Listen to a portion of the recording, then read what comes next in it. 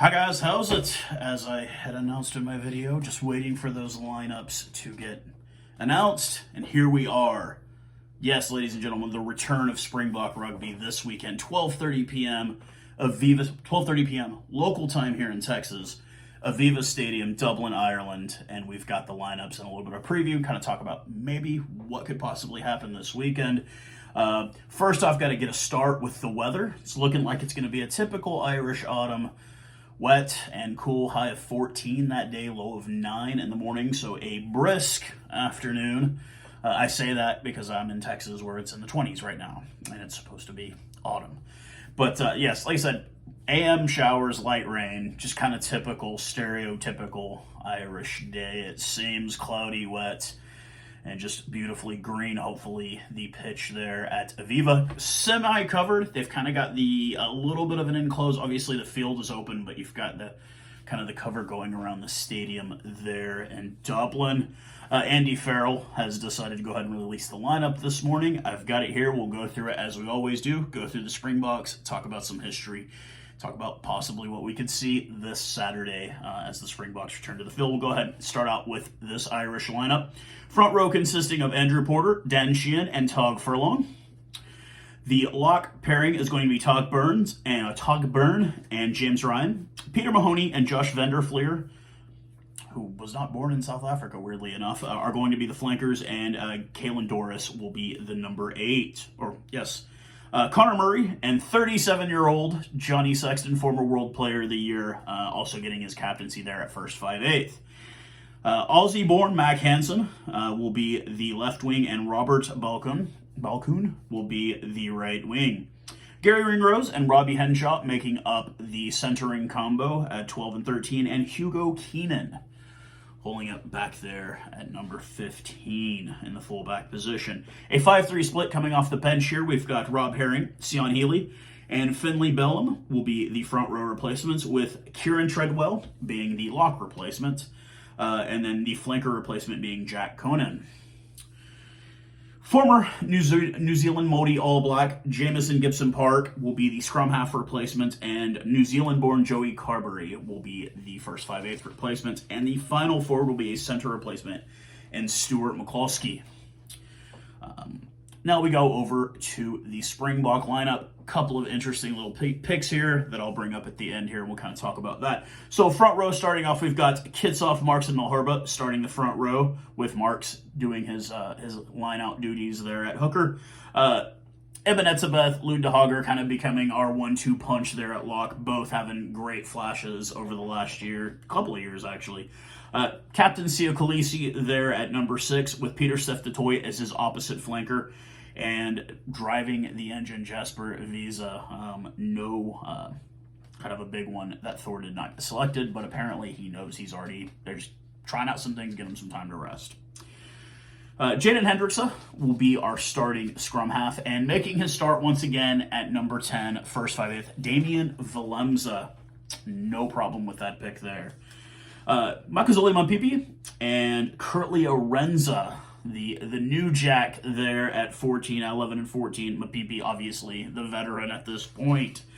Damien Dialende and Jesse Krill, both mainstays there at the center position. And moving back from his usual number 14 to 15 in the back, world-class Cheslin Kolbe. I've never seen him play fullback. I've seen him play scrum half when Hendrickse got injured. Wow, what a speedy back row we're going to have, the back line we're going to have there. The replacements, front row replacements, Manambi, Ox Enche, and Franco and Vincent Koch will be the front row replacements. No problem there, obviously. Franco Mustard, kind of that utility guy, can play lock, can play flanker.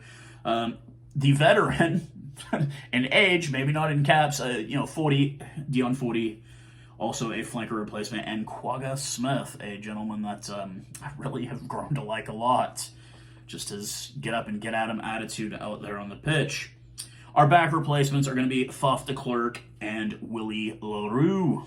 So we'll talk about a bit of the history here. Last 5 games, we are 2-3 against Ireland. Last game was back in 2017. They were the better of us, 38-3. The Irish tour of South Africa back in 2016, we ended up winning that series 2-1. South Africa winning by scores of 19-13 and 32-21, and Ireland winning the first game of the tournament, the series 26-20. Before that, last time we played was back in 2014, and Ireland got the best of us 29-15. So not a huge heap of history, but some history between these two clubs. Ireland has always been one of those teams I've just massively respected a lot. Maybe it's just because I hate the English team so bad that I like Ireland a bit. And it doesn't hurt that they seem to be one of those teams that, they're always at the cusp of greatness, but never deep runs in the World Cup. Ranked number 1 at one point. Made it to the quarterfinal. You know what I mean? Like, they just never make those deep runs when it comes to the World Cup. And it's unfortunate because they do have some solid players. I mean, I was a big fan of Rory Best when he played. Of course, Brian O'Driscoll, one of the greatest centers to ever play the game. And even Johnny Sexton. I mean, he's still putting up numbers even at 37. Still a great first 5/8. Still very world class even at his age. So definitely not an easy team. We're not going to take it easy. We obviously saw what they did to the All Blacks on their tour of New Zealand, and they made history, and that was kind of a lot of us kind of saying about how bad the All Blacks are, as we saw when they almost lost to Japan last weekend. I mean, they are a struggling team right now. Fozzie the Clown is not stewarding the ship very well. Then we cut over to the Springboks. Damian Valemza getting the star at first 5/8, obviously Pollard out. And we had seen Frans Steyn. Obviously, Frans Steyn did not make the tour. He is injured as well. And I had to go back and look at when Valemza started last time. His kicking wasn't the best, but our offense came alive under him. And maybe it was just having that guy that's can utility play it. Him and Willie LaRouche played off very, very well with each other. They both kind of are just... He's one of those guys that he's a peg that you can kind of stick anywhere, and he does really well anywhere you put him. So even if his kicking isn't 100%, our offense came alive. We were scoring tries. It was great. And then having a guy like Cheslin Kolbe all the way back at fullback. Obviously, he has no problem under the ball. He can catch the ball. He doesn't get butterfingers. And he can move. Jesus, man. I mean, I've seen the guy take down guys twice his size, kind of like what I'm always saying about Fluff the Clerk, the giant slayer. Cheslin Kolbe, man, he will take down anybody. He'll throw his body in front of anybody. And when you've got a pair of boots like that and open field, you know something's going to happen. He's not going to always kick the damn ball. If he sees a slither of space, you best believe he's going to take off for a run. And having a guy like Curtly Arenza and Mumpipi kind of being the wings around him, dude, we're unstoppable. We've got speed to boot. Having a guy like Damien Dialende, who's a big body, who can also try, I'm not worried about our back whatsoever. We've got weapons. We've got multiple weapons back there. And our front row, but we can't have what happened the last 2 games of the Rugby Championship. Discipline, gentlemen. Discipline. Hoping that that's what the addition of Rossi Erasmus back onto the coaching staff, being pitch side, being there at the game. Hopefully he can get these boys to calm down, to keep the discipline to a minimum, keep these penalties to a minimum. And I think the first 20 to 25 minutes of this game are going to be extremely important defensively for the Springboks. If we can keep them, because the fact of the matter is if we allow Ireland to score, they're going to run the score up. They're going to try and beat the brakes off of us. We've got to withstand that initial onslaught of Irish offense from guys like Mac Hansen, from guys like Johnny Sexton. They have the speed, they have the ability to hurt you if we can hold it, if we can hold that defensive stand and keep it 20 minutes into the game without letting them score. I think we have a very serious chance. Because if you look at our bench is starting anywhere else. We're so good on that front row in South Africa that we could probably start 3 teams deep with the amount of front row talent. Now, I'm going to say guys like Joseph Dweba, probably not all the way there yet. But we don't even have Trevor Nakane. That guy's world class. We have the weapons to do this. I have zero doubt in our defensive abilities from the first 3, from our forwards. We have solid defensive ability. We have hurting power. We can tackle you and we can hurt you easily with anybody 1 through 8. These guys are meant to hurt.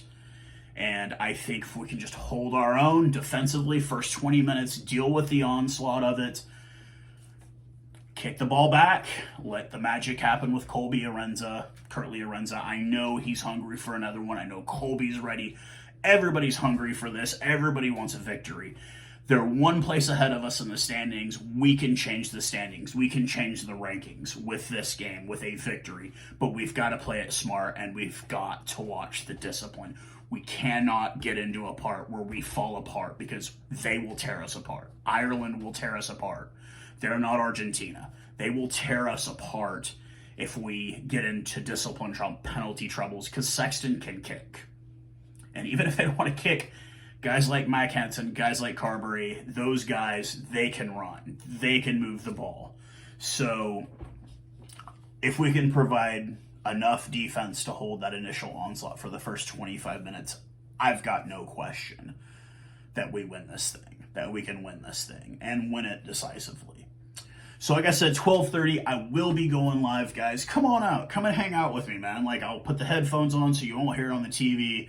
We'll talk about this. We'll go through this game. We'll go through the motions together, and hopefully, we'll go through a celebration as the Springboks rise victorious over Ireland on the first game of this Northern Tour. I love these games because the time is pretty equal to mine, so I don't have to get up bloody early in the morning. It's not like when they're playing in New Zealand or Australia and I've got to get up at 3 in the morning to watch the games. It's just 12:30. Get up, make some breakfast, make a little snack, come in here, turn the TV on, put the headphones on, go live with you guys, and let's enjoy this game together. If you're not with me, if you're in South Africa, do a braai, do it proper. Get some cold beer, get you some cold drink, sodas, whatever you want to drink. Toffel lager, Windhoek lager, I guess Toffel was the big one that I remember.